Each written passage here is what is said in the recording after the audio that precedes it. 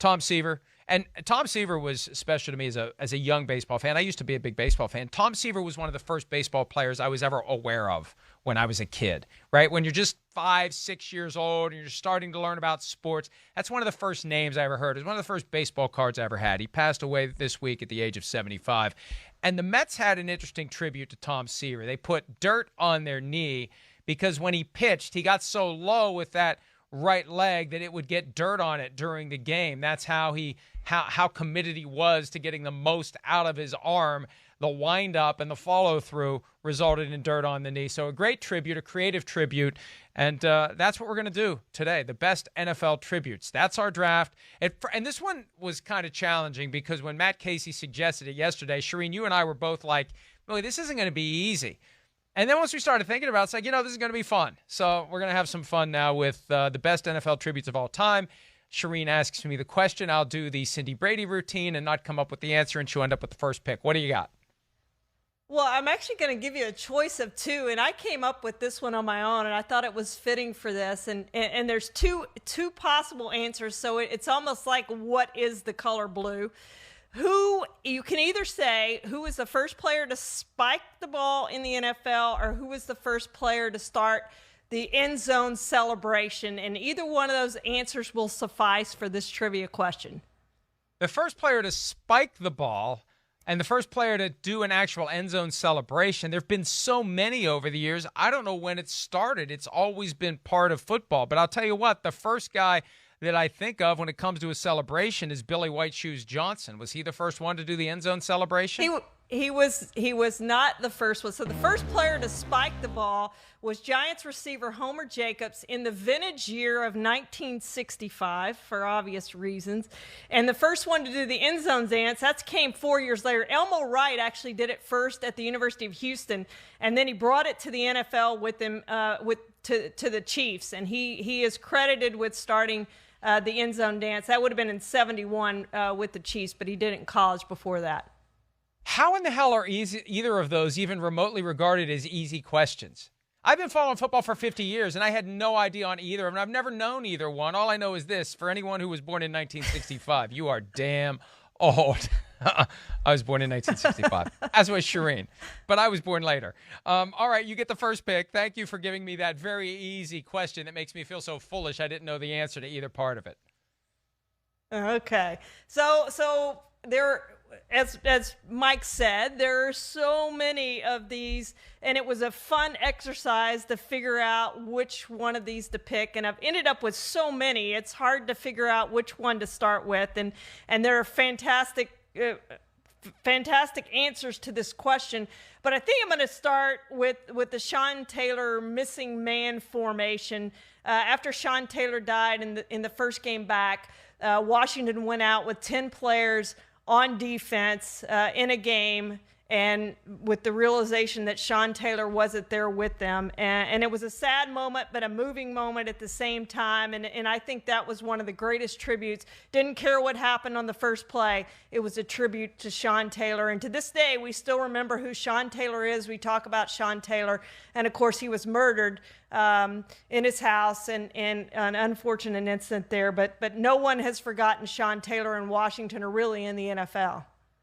Just an amazing talent, and a guy who was in the process of turning his life around when his home was invaded by would-be robbers, and he was shot in the leg, in the artery, and bled to death. And it was a great and fitting tribute by the Washington football team then. And it really is a shame because he was destined to be a Hall of Famer, and he played with an intensity that was inspiring. It was fun to watch. He made the safety position incredibly great. And when you think about him, Ed Reed, and Troy Polamalu all would have been playing that position at the same time for all those years. And I think Sean Taylor may have ended up being the best of all of them if he had been around to fulfill his full potential. All right, the first one I think of when I think of an NFL tribute, and this has been going on for a long time. Usually when there's someone connected to a team in a high-profile position who dies, we see the jersey patch or the helmet decal for 1 year.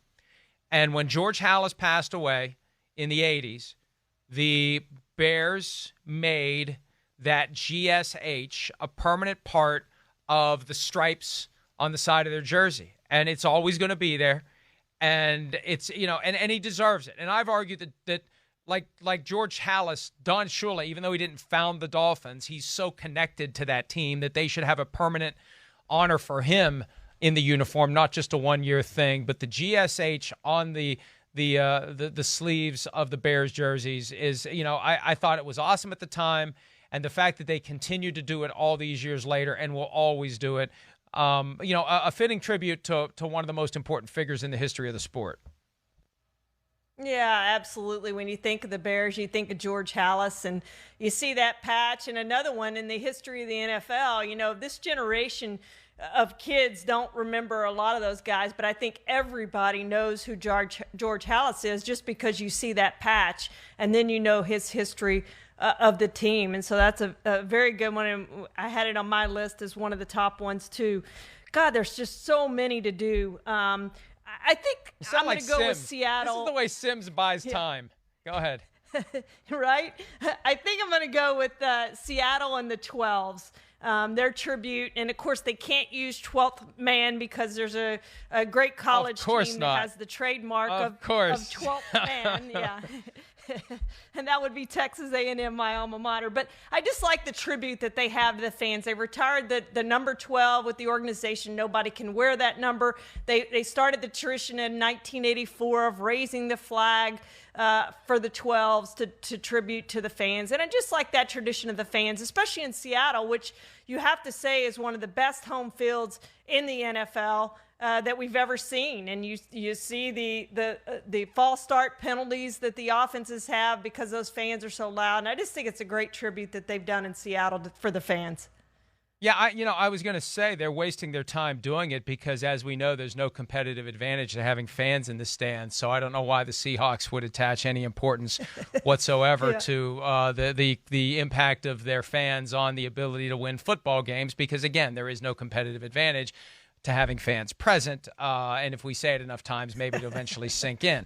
All right, the next one for me, the perpetual flame, and they're taking it to the next level in what Mark Davis calls the Death Star. And I realize you haven't watched the Star Wars movies if you think Death Star is something to aspire to be. But the new stadium, and I had one reader point out that it looks more like a Roomba, but either way, in the new stadium, they've got this 3D laser printed eternal flame of Al Davis, and they've had it for every year since he passed in Oakland, and now they're going to have an even bigger monument to Al Davis.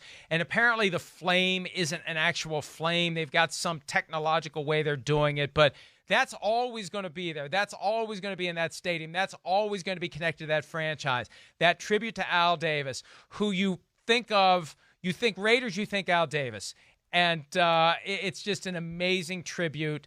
And look at that thing. Look at that torch. That's Al Davis, and that's the impact he had on that team, and he's going to loom over that franchise for as long as it's in the NFL and for as long as the NFL's around.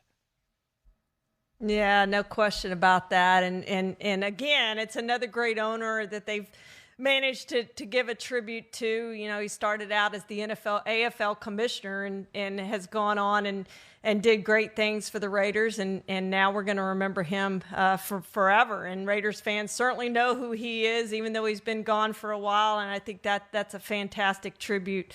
I'm going to go with Neil Smith just because it's a great story. And if you remember his celebration, it was for George Brett, or we thought it was for George Brett, the way he would swing the baseball bat when he after he got a sack. And the way it actually started was he was watching Jay Leno one night on a Friday night, and Jay Leno did a golf swing, and he had been looking for some sort of sack celebration and says, that's it. That's what I'm doing. I'm doing a golf swing.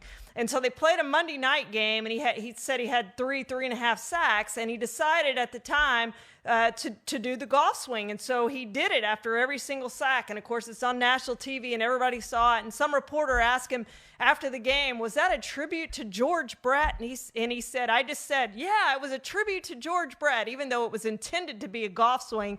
And all of a sudden, it became this tribute to George Brett in Kansas City. And of course, the Kansas City fans loved it, and that's what it turned into. And it was years before he actually told the real story that it wasn't really a tribute to George Brett. But that one was just so fun that it turned into something that it didn't start out to be, that it was a great story.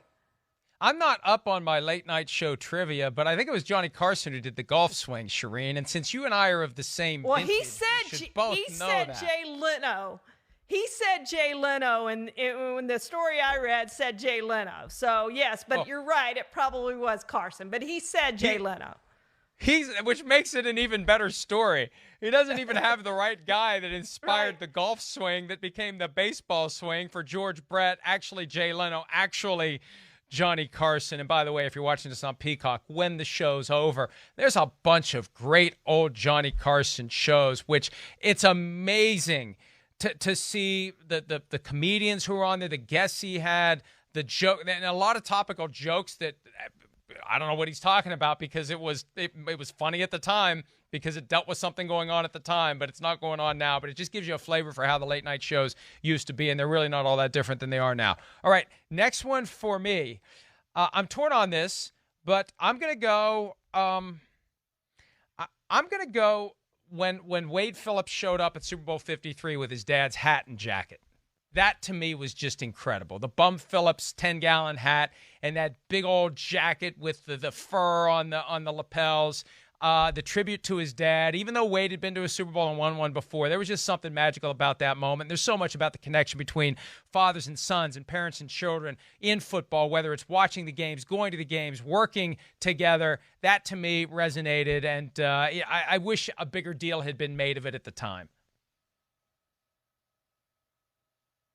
I got to give Warwick Dunn some love before we go because, this is a guy who has a great tribute to his mom, and he just gave away his 181st home this year. I was there for the first one that he gave away, and he started this in recognition of his mom, Betty Smothers, who was murdered. She was an off-duty police officer and was ambushed and murdered. And he started this Holidays for Homes program, and it's just turned into a huge thing.